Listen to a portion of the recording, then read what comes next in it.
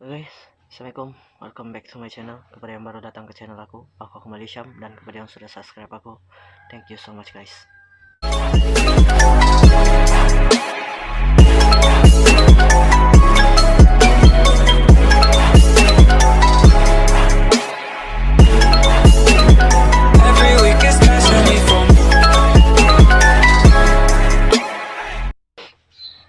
Hey guys, so 2-3 hari ini digambarkan dengan dengan sebuah video yang bagi aku sebagai seorang anak muda sangat mengejutkan lah.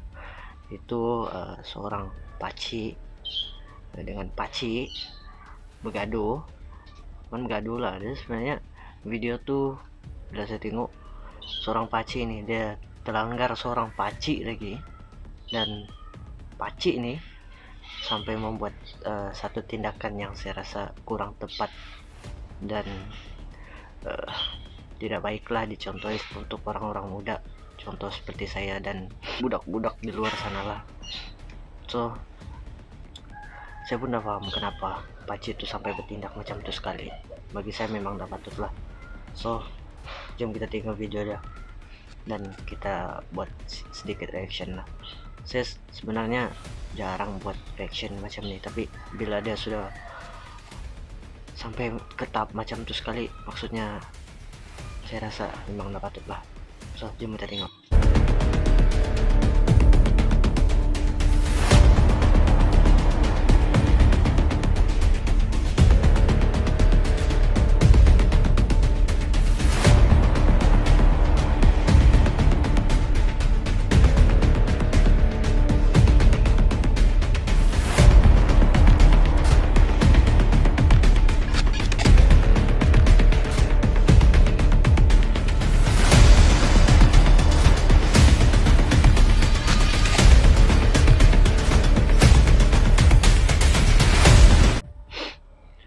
Jadi kamu sudah tengokkan video udah macam mana.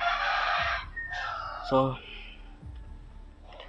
bukannya apalah, Pakcik ya, saya minta maaf dulu lah sebelum saya bercakap. Saya pun bukannya seorang yang pakar kamu. Oke, so dia berlaku dekat masjid, dan yang membuat benda tuh seorang pakcik. Oke, bila kita berada di masjid, sepatutnya jiwa kita akan tenang saat kita menghadap kepada Allah Subhanahu wa Ta'ala.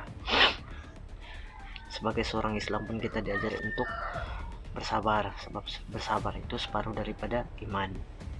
Dan juga bila video itu tular, ramai orang yang tengok, bukan saja golongan-golongan orang tua yang tengok, orang muda juga akan tengok, dan juga budak-budak juga akan tengok.